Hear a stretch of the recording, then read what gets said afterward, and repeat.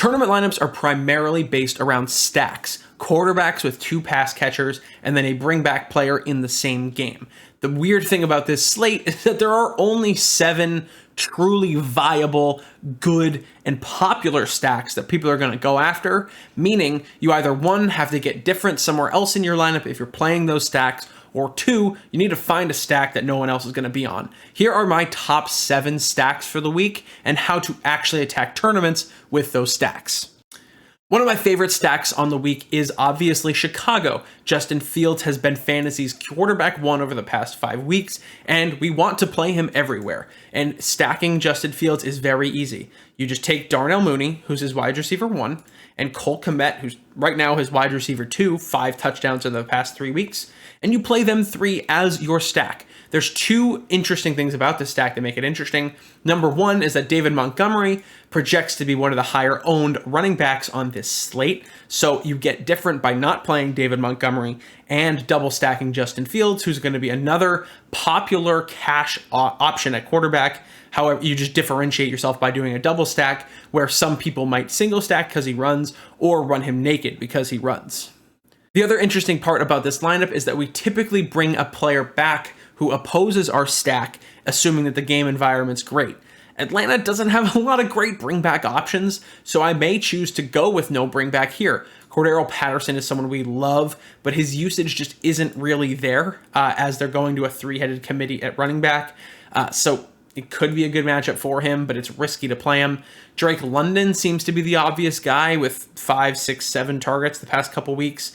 Hasn't really repeated his earlier success, but seems to be emerging as the number 1 wide receiver option, so you could go there. And then Kyle Pitts is obviously their best weapon on offense, but we already have a tight end, so it makes it really tough to play him. So Justin Fields stacks get different by playing him as a double versus naked, or just playing David Montgomery in Chicago, and then choose whether you want an Atlanta bring back or not. The next stack I really like is Baltimore, and this is a pretty easy one as well. Lamar Jackson is one of the best quarterbacks in fantasy despite a recent slump, and he is an easy stack as well. Devin Duvernay is the wide receiver 1, despite only having 1 catch last week. Seems to be just the guy who's out there the most. You could talk about D-Rob, Prochet, some of those guys, but they just don't really play as much. And then you can obviously go to Lamar Jackson's number 1 option in Mark Andrews, assuming he is healthy. He has come down in price since his injury. You can easily get him in there. And then you can also go with Isaiah Likely if Mark Andrews is out, but I don't think that that's going to happen. This is a relatively cheap stack for what we typically see from the Ravens, so they're super viable in that sense. And then bringing it back on the Carolina side, I would do any number of guys. Dante Foreman has clearly taken over this backfield, 31 carries on Thursday Night Football against Atlanta, including that touchdown, 22 points. You could also go to DJ Moore, who is a target hog. 6 is his absolute minimum at 5.7. Terrace Marshall has become a guy, not as many targets last week, but is super involved in the offense. And then Laviska Shenault scored a really long rushing touchdown. Was a good play for Showdown, 14.9 points. If you wanted to come back with any one of those guys, I think that's totally fine. I expect Lamar to run away with this game, so you probably want to go to a passing option versus Dante Foreman, but he's getting the usage to justify playing him, so do what you want. It's weird to say I'm not confident in Josh Allen this week, but I'm not all that confident in Josh Allen this week. However, given the way the slate's playing out, you kind of have to consider him with his injury. He did throw it 43 times despite 2 picks, was a fine quarterback option, putting up 25 points last week.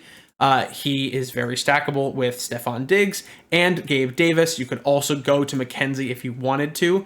And then, of course, Dawson Knox is the only tight end playing at the moment. So if you're doing a Josh Allen double, just do any 2 of these guys. I'd probably include Diggs in all of them just because he has 99 targets, which is 1 more than the current leader in fantasy points, Cooper Kupp.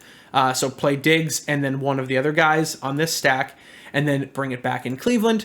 Couple options. You could obviously go to Nick Chubb, most involved running back. Just kind of has a really, really safe floor and is a good play at all times. Amari Cooper isn't playing at home, but has developed a lot of rapport with Jacoby Brissett, who will be playing for his job in the last week before Deshaun Watson comes back. Donovan Peoples-Jones has become a very popular target, and he was a cash play last week, put up 14 points on 4.3 Sal. And then you could also talk about David Njoku, who's coming back this week. Got 7 targets the last time he was healthy in week 7 and should be back against Buffalo in this game where they should be passing a lot despite the snow. Next up is Philly. This is another very easy stack to make despite how expensive it is. Jalen Hurts is a clear fantasy QB1, and then you stack him with any of his 2 primary wide receivers. Quez Watkins was a little bit more involved than he typically is last week. 4 targets, 80 yards, but that was due to A.J. Brown and Devonta Smith, both missing time with injuries, but they're both fine there. So you play either one of them. Dallas Goedert, doubtful, probably out for this game. So Jack Stoll is a cash game tight end. If you wanted to go to him in a Kurt stack to give yourself a little correlation while limiting risk of a 0, that seems good as well. Starting with the 1-point favorites, you can obviously do a Dak Prescott stack this week. CeeDee Lamb is the cleared wide receiver 1, with Gallup still struggling to come back, but he, could break out at any time, so we want to include Michael Gallup. Noah Brown, if you want, you can put him in. I probably won't. And then Dalton Schultz is the tight end 1 for the Dallas Cowboys. He's back. He's healthy. Scored a touchdown. Involved in the red zone. He's a great play at 4,300. And quickly talking about the running backs, Pollard and Zeke. If Zeke is back, you don't play Pollard as much. But if Pollard is back, you could stack him with Dak or use him in a bring back with a Kirk Cousins stack, which is actually how I want to use him right now. Kirk Cousins playing at 425, so it's not a 1 o'clock Kirk game, so he might be a little bit riskier just based on the time it starts. But Justin Jefferson is his obvious target 1. Adam Thielen is kind of like the 3rd option at this point, behind another guy we're going to talk about, but just consistently sees 7 targets. So if he just wanders into the end zone, he should be a fine play. And then TJ Hawkinson, who is operating as the team's wide receiver 2, 10 targets last week, is just continuing to do really, really well. He should have a revenge game coming up against Detroit soon. So that should be a fun time to play him, but we'll do him now at any time. And then, of course, you could play Dalvin Cook as a bring back for the Dak stack. He's involved enough. It just continues to do well. And the last stack we care about for this week is Joe Burrow. He's clearly a quarterback 1, despite having 2 down weeks. Has the potential to break any slate, as we've seen many times this year. Probably playing without Jamar Chase, but there is a chance he could come back. And, as we know, Jamar Chase can be fantasy's wide receiver 1. In the game he got hurt, he put up 36 points. So if you wanted to play Jamar Chase, go for it, assuming he's healthy. And then T. Higgins, Tyler Boyd are the clear wide receiver 1 and 2. Hayden Hurst is definitely viable. And then Joe Mixon, if you want to play him in this stack, he is getting the receiving usage to be part of whatever Joe Burrow's doing. So he is stackable. And as he put up 58.1 points last time out, I expect him to come in pretty highly owned against the Pittsburgh Steelers. Speaking of the Steelers, if we wanted to do bringbacks in this game, I would avoid both of these running backs as they're just not involved enough in the passing game, and they're kind of splitting time. So unless Najee Harris is declared out, he's just discomfort, not an actual injury. I wouldn't play Jaylen Warren, but you could go to either one of these wide receiver options in Deontay Johnson, whose targets have steadily declined as we've gone from Mitch Trubisky to Kenny Pickett, and as the offense has just kind of stagnated. But he is always a target machine. So hopefully in a pace-up game where they have to throw the ball a lot, he should be more involved.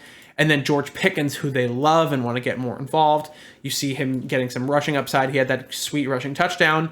Only 4 targets last week, but at 5,200 with the rushing upside, he might be a decent play. And then, of course, you can go to the Muth, who is their tight end 1 and their second leader in targets on the season. So all 3 of those guys viable for bringbacks. I hope you guys liked the video. Let me know down below if I missed a stack that you want to play this week, or if you like one of the stacks and you're definitely going to run it this week. Hope you guys have a wonderful week 11, and I'll see you guys in the next one. Let's go.